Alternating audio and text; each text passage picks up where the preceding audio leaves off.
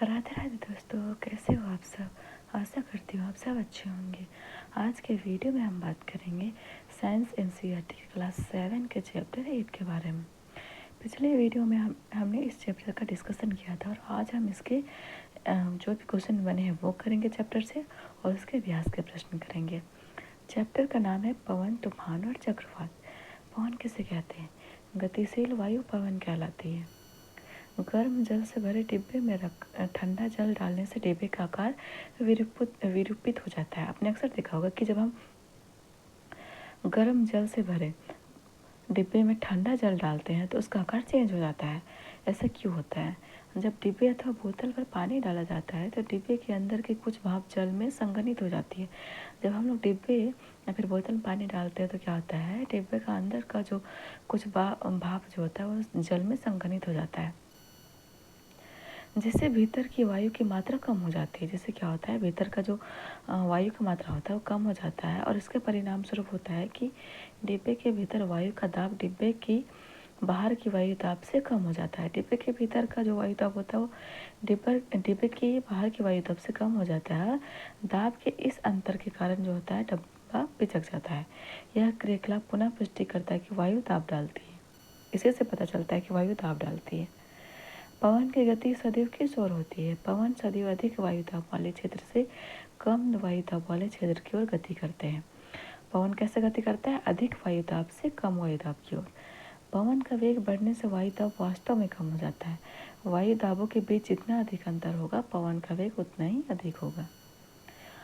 जब आप दो गुब्बारों के बीच फूंक मारते हैं तो वे एक दूसरे की ओर आने का प्रयास करते हैं। ऐसा कैसे हो सकता है? जब गुब्बारों के बीच के स्थान की वायु दाब किसी तरह कम हो जाए तब गुब्बारों के दूसरी ओर बाहर का दाब उन्हें एक दूसरे की ओर धकेलेगा। जब आप कागज की पट्टी के ऊपर से फूंक मारते हो तो यह ऊपर की ओर उठ जाती है। ऐसा क्यों होता है?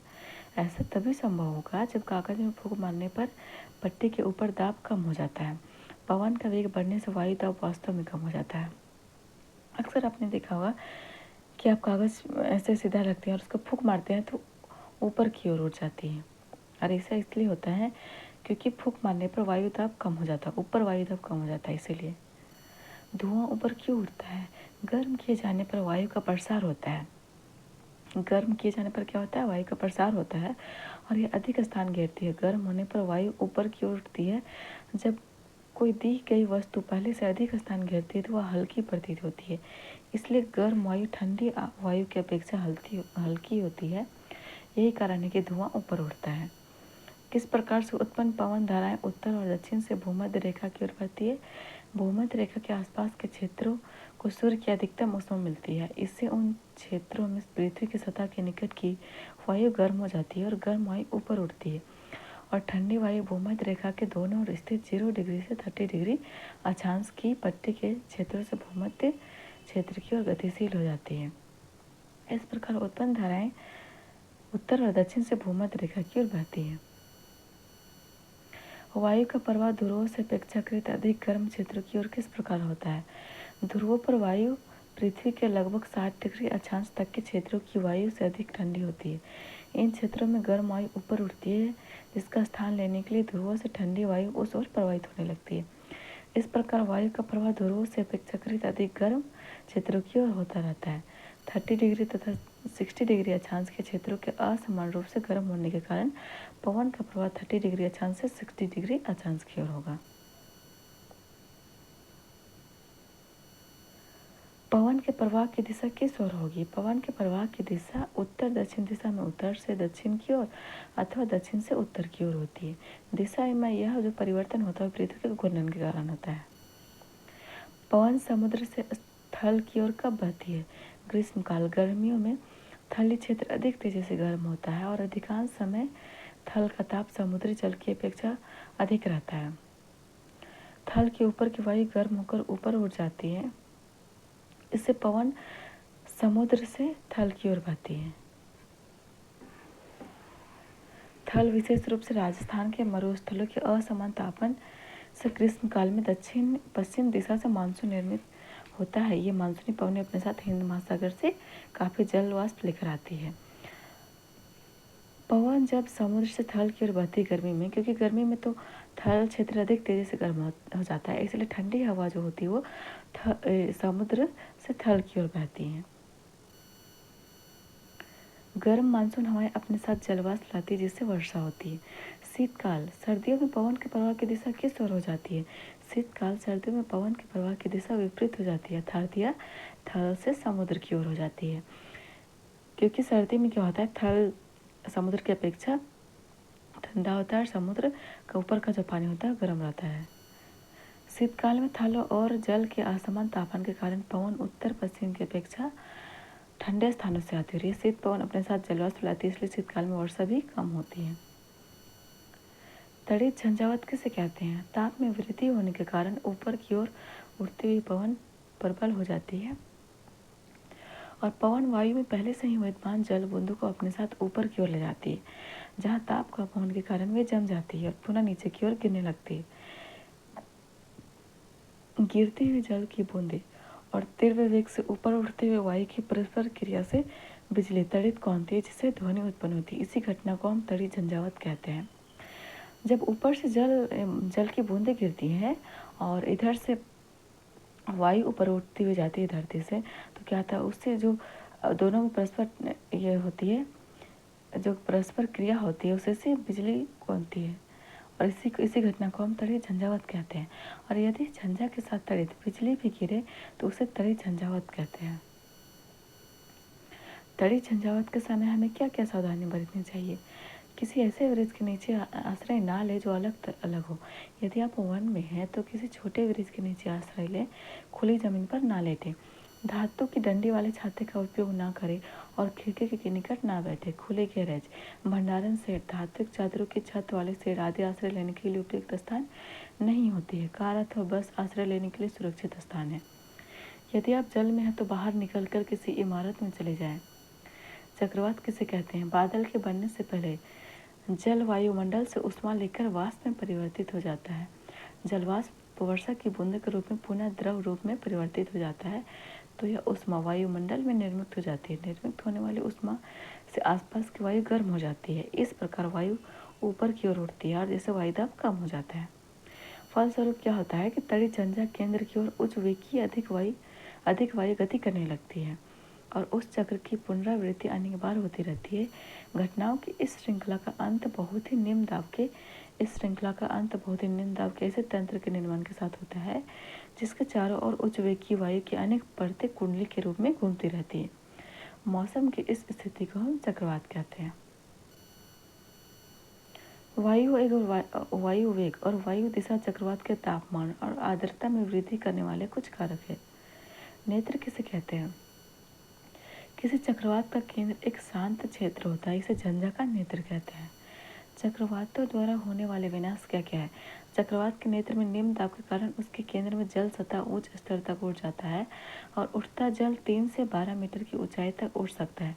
ऐसा लगता है मानो जल की दीवार तट की ओर बढ़ती आ रही है और इसके परिणाम स्वरूप समुद्र का पानी कम ऊंचाई पर स्थित तटीय क्षेत्रों में प्रवेश कर जाता है, जिससे जीवन और संपत्ति की गंभीर हानि होती है। पानी मृदा की उर्वरता को भी कम कर देता है। जहाँ चक्रवात आता है उसके अगल बगल में जमीन उपजाऊ भी नहीं रहती है। अमेरिकी महाद्वीप में चक्रवात को क्या कहते हैं? अमेरिकी महाद्वीप में चक्रवात को हरिकेन कहते हैं। फिलीपींस और जापान में चक्रवात को क्या कहते हैं? फिलीपींस और जापान में चक्रवात को टाइफून कहते हैं। टॉर्नेडो किसे कहते हैं? हमारे देश में टॉर्नेडो अधिक नहीं आते हैं। और टॉर्नेडो कैसे होता है? टॉर्नेडो गहरे रंग के कीपाकार बादल जैसा है तो गोल गोल घूमते रहता है। किसी टॉर्नेडो का व्यास 1 मीटर जितना कम अथवा 1 किलोमीटर अथवा उससे भी अधिक हो सकता है।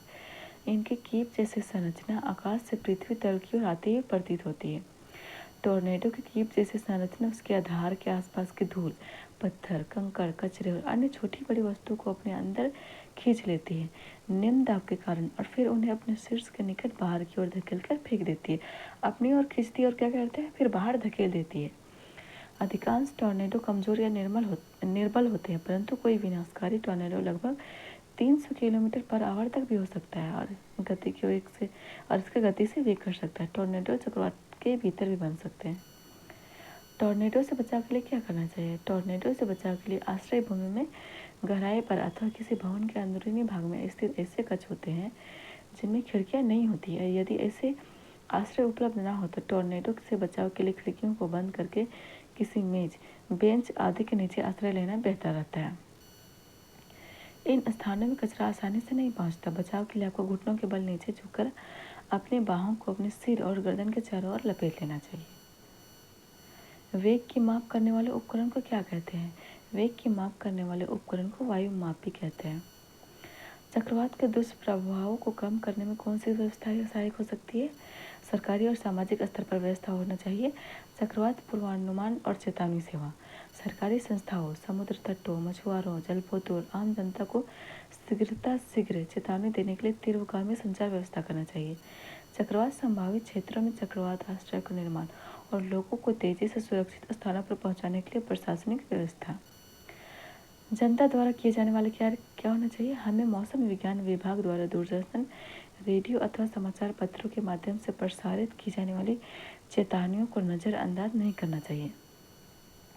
हमें अनिवार्य घरेलू साज सामान, पालतू पशु और वाहन आदि को सुरक्षित स्थानों पर पहुंचाने के लिए आवश्यक प्रबंध कर लेने चाहिए। जलमग्न सड़कों पर वाहन चलाने से बचना चाहिए क्योंकि बाढ़ से सड़कें क्षतिग्रस्त हो सकती हैं। सभी आपातकालीन सेवाओं जैसे पुलिस, अग्निशमन दल और चिकित्सा केंद्रों के टेलीफोन नंबर की सूची अपने साथ रखनी चाहिए। यदि आप चक्रवात प्रभावित क्षेत्रों में रहते हो तो क्या क्या सावधानी बरतनी चाहिए? ऐसे जल का पीने के लिए उपयोग ना करें जो संदूषित हो सकता है। आपात स्थिति के लिए पेयजल का संग्रहण करें और गीले स्विच और खंभों से टूटकर गिर गए बिजली के तारों को ना छुएं। महज मनोरंजन के लिए बाढ़ अथवा चक्रवात प्रभावित क्षेत्र का भ्रमण करने बाहर ना निकले। बचाव दल पर अनावश्यक मांगों की आपूर्ति के लिए दबाव ना डालें और अपने पड़ोसी और मित्रों को यथासंभव सहयोग और सहायता प्रदान करें। तटीय क्षेत्रों के निवासियों के प्रदान किसी चक्रवात के आने से पूर्व सुरक्षा की तैयारी करने और अपने घर खाली करने के लिए कितने दिन का समय मिलता था? तटीय क्षेत्रों के निवासियों के पास किसी चक्रवात के आने से पूर्व सुरक्षा की तैयारी करने और अपने घर खाली करने के लिए एक दिन से भी कम समय मिलता था पहले। और अब क्या होता है? आज परिस्थितियाँ बहुत बदल गई है। उपग्रहों और राडार की उपलब्धता से अब यह संभव हो गया है कि किसी भी संभावित झंझा के 48 घंटे पहले ही चक्रवात सतर्कता अथवा तूफान सूचना जारी कर दी जाती है, जिससे वो टाइम पर रहते हुए सब अपना अपना व्यवस्था कर ले। पूरा तो नहीं, लेकिन कुछ व्यवस्था किया जा सकता है। जब चक्रवात के तट के निकट होता है तो हर घंटे अथवा आधे घंटे पर उसकी प्रगति और दिशा के बारे में संदेश प्रसारित किए जाते हैं। अनेक राष्ट्रीय और अंतर्राष्ट्रीय संगठन चक्रवात से संबंधित आपदाओं को मॉनिटर करने में सहायता प्रदान करते हैं। अभ्यास। निम्नलिखित व्यक्तियों में रिक्त स्थानों की पूर्ति कीजिए। पवन क्या होता है? पवन गतिशील वायु है। पवन पृथ्वी के असमान तापमान के कारण उत्पन्न होती है और पृथ्वी की सतह के निकट गर्म वायु ऊपर उठती है जबकि ठंडी वायु नीचे आती है। वायु अधिक दाब के क्षेत्र से कम दाब के क्षेत्र की ओर गति करती है। किसी दिए गए स्थान पर पवन की गति की दिशा पता लगाने के लिए दो विधियां बताइए। पवन की दिशा ज्ञात करने की दो विधियां निम्नलिखित हैं। पतंग उड़ाते समय हवा पतंग पर दाब डालती है जिससे पतंग उड़ती है। पतंग जिस दिशा में उड़ती है वह हवा चलने की दिशा होती है। साइकिल चलाते समय जिस दिशा में सवारी करना होता है वह हवा की दिशा के विपरीत होती है। इससे हमें पता चलता है कि हवा की दिशा किस ओर आ रही है। ऐसे कोई अनुभव बताए जिससे आपको ऐसा अनुभव हुआ हो कि वायु दाब डालती है। और अध्याय में दिए गए उदाहरणों के अतिरिक्त गुब्बारों में वायु भरने पर गुब्बारों का फूलना, गतिशील वायु के कारण दरवाजे व खिड़कियों के पर्दों का हिलना। इससे पता चलता है कि वायु दाब डालती है। आप एक भवन खरीदना चाहते हो। क्या आप ऐसा भवन खरीदना चाहेंगे जिसमें खिड़कियां हो लेकिन रोशनदान ना हो? अपने उत्तर का कारण समझाएं। नहीं, हम ऐसा घर नहीं खरीदना चाहेंगे जिसमें खिड़कियां हों लेकिन रोशनदान ना हो, क्योंकि रोशनदानों की सहायता से कमरे की गर्म वायु बाहर निकलती है तथा ठंडी वायु खिड़की की सहायता से अंदर प्रवेश करती है। रोशनदान होता है तो उससे क्या होता है? गर्म वायु बाहर निकलती है और खिड़की से ठंडी वायु अंदर प्रवेश करती है। इसके अतिरिक्त रोशनदान उचित गतिशील वायु को घर को सुरक्षा भी प्रदान करते हैं। समझाइए कि कपड़े के बैनर और धातु की चादर से बने विज्ञापन पट्टों में छिद्र क्यों किए जाते हैं? कपड़े के बैनर और धातु की चादर से बने विज्ञापन पट्टों में छिद्र वायु के गुजर जाने के लिए किए जाते हैं ताकि विज्ञापन पट्ट कम दम के कारण सुरक्षित खड़ा रह सके। अगर उसमें छिद्र नहीं रहेगा तो वो हिलते रहता है। अगर छिद्र है तो पूरा एक मतलब अच्छे से खड़ा रहता है। यदि आपके गांव अथवा शहर में चक्रवात आ जाए तो आप अपने पड़ोसी की सहायता कैसे करेंगे? प्रत्येक को आने वाले उस खतरे से आगाह करेंगे जो कि मौसम विभाग द्वारा प्रसारित हो।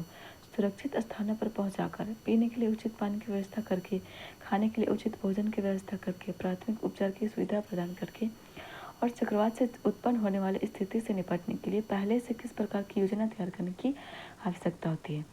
चक्रवात चेतावनी सेवा व्यवस्था का उचित प्रबंधन करना और चक्रवात से बचने के लिए चक्रवात आश्रय का निर्माण करना, पीने के लिए उचित पानी की व्यवस्था करना, खाने के लिए उचित भोजन की व्यवस्था करना और उचित प्राथमिक उपचार की सुविधा प्रदान करना, लोगों को उचित सुरक्षित स्थानों पर पहुंचाने के लिए उचित यातायात साधनों की उचित व्यवस्था करना।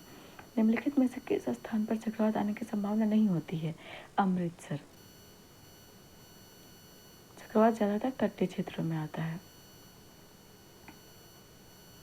नीचे दिए गए वक्तव्यों में से कौन सा सही है? शीतकाल में पवन थल से सागर की ओर बहती है, सही है। शीतकाल में पवन थल से सागर की ओर बहती है और ग्रीष्मकाल में पवन समुद्र से थल की ओर बहती है। ग्रीष्मकाल में पवन थल से सागर की ओर बहती है, नहीं। ग्रीष्मकाल में पवन समुद्र से थल की ओर बहती है, इसे समुद्र समीर कहते हैं। चक्रवात का निर्माण अति उच्च तंत्र और इसके इर्द गिर्द अति उच्च वेग की पवन की घूमने से होती है, गलत। चक्रवात एक बहुत कम दबाव वाली प्रणाली द्वारा बनता है जिसके चारों ओर बहुत तेज गति वाली हवाएं घूमती है और निम्न दाब क्षेत्र को चक्रवात के नेत्र कहा जाता है। इसी के साथ चैप्टर 8 का क्वेश्चन आंसर यहीं पे समाप्त होता है। अगले वीडियो में हम चैप्टर 9 का डिस्कशन करेंगे, उसके बाद उसके